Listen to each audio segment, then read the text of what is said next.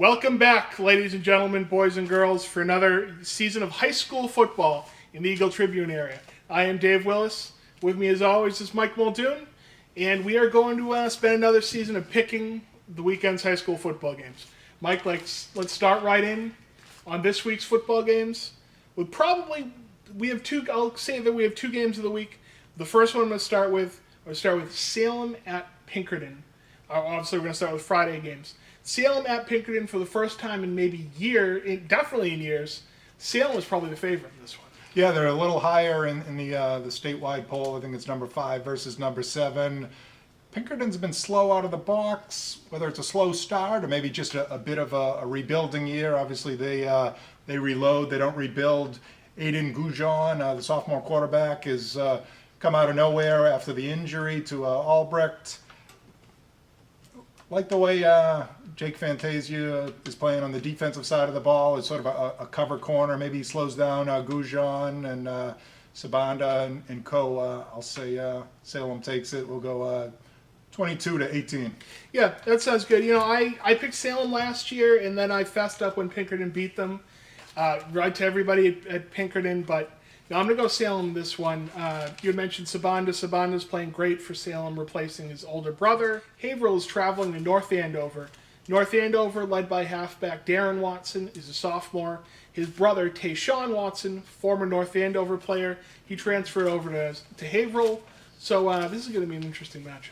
I'm going to go a little bit of an upset. I think most people will think Haverhill is perhaps the superior club. Was it Will Testa you quoted in your nice Friday column there? And I just got the sense they were a little bit ticked off. You know, hey, we've got a couple of guys transferred, and that ticked them off a little bit with Juca Morales and the older of the Watson brothers. So I just think maybe they have they're a little bit feisty and ornery and really want this one bad, maybe more than we know. So I'm going with a mild upset with the Knights. Yeah, I'm going to go Haverhill in this one. Haverhill almost upset the Prep last week. I agree, North Andover is definitely angry. I just think Haverhill, overall, I think they're a little more talented. I'm going to go Haverhill in a very close one here. Okay, now, if there's any team that ever needed a bounce back, it's Andover. That was really a tough performance for Andover on the defensive end.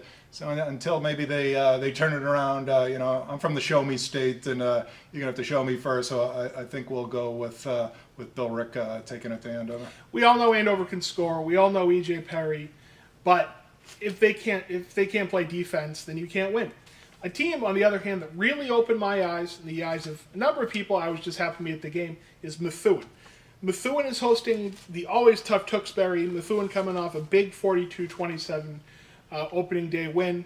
And, guys like Jordan Perdermo, Peter Quackey really opening up my eyes as a playmaker. I'm very impressed by a Methuen squad that maybe I underestimated early. Coach Tom Ryan's very extensive Tewksbury ties. Get the sense that he probably spent an hour or 200 over the summer looking at some film. Certain point, I think talent wins. Tewksbury's got a heck of a lot of talent. They are number 17. Number 17 in the statewide poll, I believe, with ESPN. Looked awfully good in week 1. Just think maybe the Redmen are a little too tough, and they take it. I would absolutely love to pick an upset in this game because I love going to Methuen practice. They always impress me. But I'm not going to go Tewksbury in this one.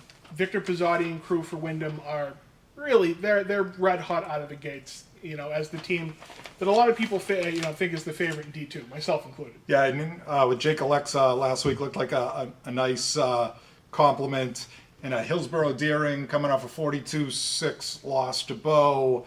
Doesn't look like Hillsborough Deering's going to have Nick Saban knocking on too many of the doors over there, so we'll have to say Wyndham in a blowout. Yeah, I think it's going to be a long time before Wyndham is tested. Then we have Lawrence welcoming in Drake. Lawrence, showed a little bit, but Yeah, there are good losses and bad losses. Despite what the coaches tell you, Mike Lavasser had 3 TDs. They almost knocked off Westford, who's always got a quality program. I think their 6'6 QB is headed to Holy Cross or something like that. And they threw a scare into them. So I think this might be a pretty decent Drake club this year. And think we'll go with the middies in this one. Yeah, it's been a long road back for Draken after some big years, but yeah, definitely middies. In other Friday action, Pentucket at Amesbury, both are coming off tough losses. Pentucket lost 6-0. Amesbury got blown out, and they lost their quarterback for the season. Pentucket's definitely a favorite. Yeah, it looks like Pentucket, easy. Yeah. Kyle Vasconcelos, I apologize, I'm sure I'm mangling his name, but they got a real good QB. OJ Belliard will have to bounce back. He didn't have one of his vintage OJ games. I think the Cougars probably prevail in this one, though. Londonderry traveling to Bedford. Londonderry's off to an 0-2 start, and this could be another tough one for them. Yeah, Bedford, the number one ranked team in the state, so they'll be ready to go and keep that number one ranking. Pelham's traveling to Milford. Pelham hasn't scored a touchdown yet. Milford's pretty good. I'm gonna have to go Milford. Yeah, it's sort of a flip a coin. They're both coming off tough losses. Maybe Pelham playing St. Thomas, a little tougher foe. We'll flip a coin and go with the Pythons. Sanborn at Manchester West. I feel obligated to pick Manchester West because that is my girlfriend's alma mater. Yeah. But what do you think of this one? Allison's still going with you? Ha! Allison, you can do better. In honor of Allison, we'll go with West. And Whittier at Somerville. Somerville's coming off a victory over Greater Lawrence, so I got to think Somerville in this.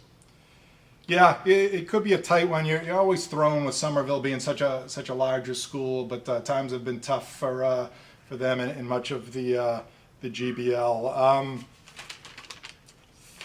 Go with Somerville in a tight one. Closing out the Friday slate, Lowell Catholics at Georgetown. I'm going to go Lowell Catholic. Georgetown had a very impressive opener. Okay, now we're going to jump right into the Saturday games. It's a big one this week. Central Catholic traveling to St. John's Prep. Central hasn't beaten the Prep since 2011, and they've basically destroyed everybody else, with the exception of Zavarian in the Super Bowl. But I'm feeling good about Central in this one. Nice preview by our own David Willis. Yeah, Central's playing some darn good football. The Prep is always going to be good. They're the Prep. Obviously, they're going to be one of the elite teams in the state. It's like with Brett Edwards, you get a veteran, proven QB.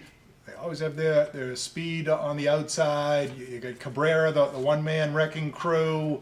The Prep coming in with the new QB, a little bit unproven, replacing Andrews Ollie Eberth. They do have a real tough sophomore running back. He's 135 pounds, though. You wonder when he collides with Cabrera, is that an Acme cartoon, or is that Roadrunner waiting to happen, or something like that? I think the Raiders got another terrific club, and maybe the Prep has to prove itself at this point. I think the Raiders are the club to beat. A couple guys from Central that really impressed me week one. Johanny Gonzalez, very good defensive back, also showed some playmaking ability at receiver. And Max Farrow, who I'm just trying so hard not to call his brother's name because he played hockey for Central at running back. Timberlane going to Goffstown. Goffstown's coming off victory over Pinkerton. Timberlane, they're 1-1. They've scored 80 points, but have struggled a little bit on defense. I'm thinking Goffstown in this one. Owls knock off the defending state champs. I love it. And I'd love to see it happen. I'm still going to go Goffstown, but I'm liking your pick. And we wrap up the Saturday slate. North Reading traveling to Hamilton Wenham. North Reading's playing well. Matt McCarthy is as prolific as anybody in the area. I'm going to have to go North Reading. Pew Magic. They still got it. Going with the Generals. They are a tough team. Okay, and that wraps it up. Another exciting weekend of high school football. Go out and see a game or two.